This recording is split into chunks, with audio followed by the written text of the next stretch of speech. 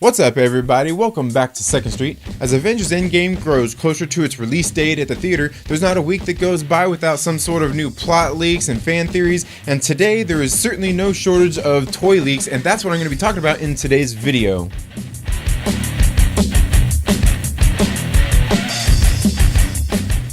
Thank you all so much for tuning into the 2nd Street Marvel today for yet another video. Now make sure you stay to the end where I'll shamelessly plug some products and services and give you more details on a giveaway I will be doing very soon, as we have finally hit 100 subscribers on this channel. Thank you all so much for continuing to watch my videos, for subscribing, liking the videos, and commenting. Thank you all so much. I really do appreciate it. This wouldn't be going on without you. Now, that being said, I do want to announce the winner of my first giveaway. In case you didn't see my video a couple of weeks ago called The Start Sham, you should go check it out. In that video, I did present a question to which I was going to give a winner, and the question was, what is the name that Tony Stark tried to have his new element patented as? It was something that happened in Iron Man 2, and the answer was in an Avengers Prelude comic, and the winner of that contest is Ken Evans. Ken Evans is the winner. He answered the question correctly. He was the only person to answer the question correctly. So Ken, please get a hold of me in my About page on the channel here, and I will get that poster sent out to you as soon as possible. Now, the answer to that question was Badassium. Okay, Tony Stark did try to have that new element patented as Badassium. Now, moving on.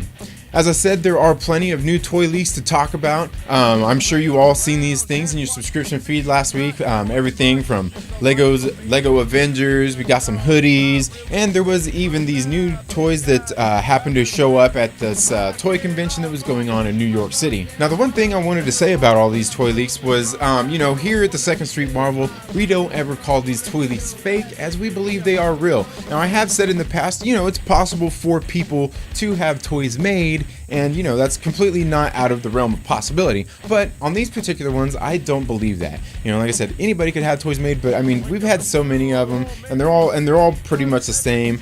Obviously these things are real, and even if they weren't real officially licensed merchandise, they're still real. They're not fake, as we've seen them, right? But anyway, that's splitting hairs. Like I was saying, there are plenty of these new toy leaks, and my subscription feed was flooded with all these videos of these people just making these preposterous conclusions based off of these toys. Okay, there was actually one channel that made me laugh so hard. Okay, he actually went on to explain that this Lego War Machine was the size of a skyscraper, just due to its size to the little Lego man that it was standing next to. Okay, that's how ridiculous these things are getting. Okay, now there's a lot of channels that I follow, there's a lot of channels that I watch, and I'm certainly not slamming these channels, as everybody has to make content, and that's kind of what we're here for. That's not really what I cover here on this channel. Like I said, I think some of these things are getting a little bit ridiculous. As I said, I do make theory videos myself, so I do understand making videos, but when you're jumping to conclusions and you're just really making clickbait videos, come on, man. Okay, come on. There are some channels that I follow where they do present these theories and these plot leaks, these toy leaks, and that's just fine. Some of the channels present it in different ways, and and that's just fine. Like I said, I follow a lot of these channels, so like I said, I'm not slamming any of these channels, and I'm not saying that you shouldn't follow these channels. But guys, if any of you content creators out there watch this video, just think about what you're saying before you put it out there, okay? Because one of the channels I follow, a lot of people go on there and accuse this channel of clickbait. Okay, well, this particular channel, actually, he just covers a lot of information, and he does a lot of videos. So I get it, but he doesn't really ever mislead you, and if you ever landed on this page, you kind of know what you're gonna expect. Okay, but this, like I said, this person creates so much content to sift through it all. It takes a lot. Plus, this particular page does ask for input from their viewers on ideas for videos, and I'm sure this person gets a lot of emails from people asking them to make videos. So what are we as content creators going to do? We're going to listen to our audience. We're not just going to just ignore the fans, the people who are watching our videos. That would be completely ridiculous. But this person actually makes great content and presents it in a way, and they do put their theories on it as well, and that's just fine.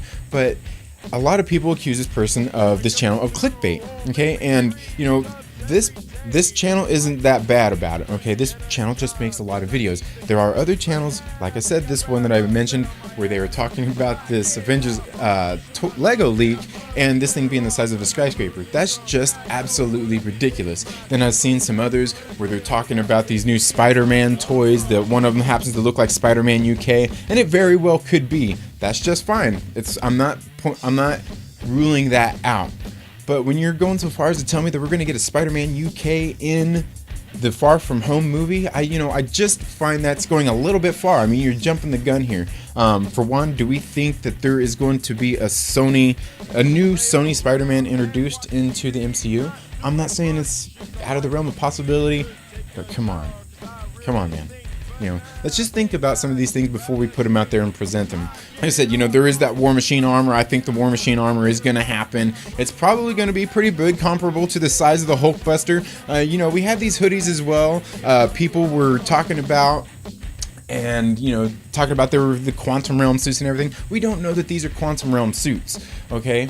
They could be, they could not be. I'm not saying that they're not, but like I said, people do still have to make content, and people do have to get you to like their videos to click on them. So saying that this clickbait is a little bit ridiculous. Now the clickbait really comes down to the content that is involved. You have to get you have to create the thumbnail and all those kinds of things. If any of you make content or you watch content here on YouTube, you probably know what I'm talking about. So like I said, I see a lot of people, slamming these channels for being clickbait, when in fact some of them aren't, and there are definitely some that are. Okay, now the other thing about these toy leaks is, let's remember that these toys and these closure things, they're manufactured by companies who are trying to sell a product. They're trying to sell products. So does that mean that everything is 100% accurate? Joe and Anthony Russo even mentioned this in an interview they did a while back with Collider, where they said a lot of these things were misleading, and a lot of people don't trust the Russos or Kevin Feige or anything that the studio has to say about these things anyway, because they wouldn't release the name of a movie soon enough, or because they lied about the name of the movie.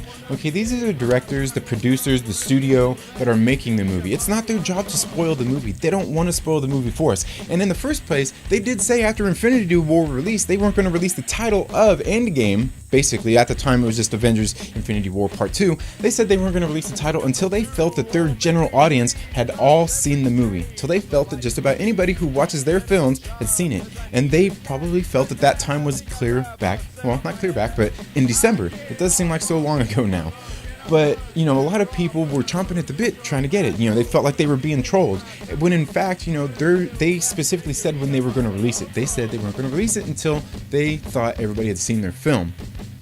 And there's no reason why they should release it any sooner. Why do they want to spoil the movie for us? They're trying to make money and market their movie the same way Lego is trying to market and sell toys, and the clothing company is trying to sell clothes. Okay? So that's that.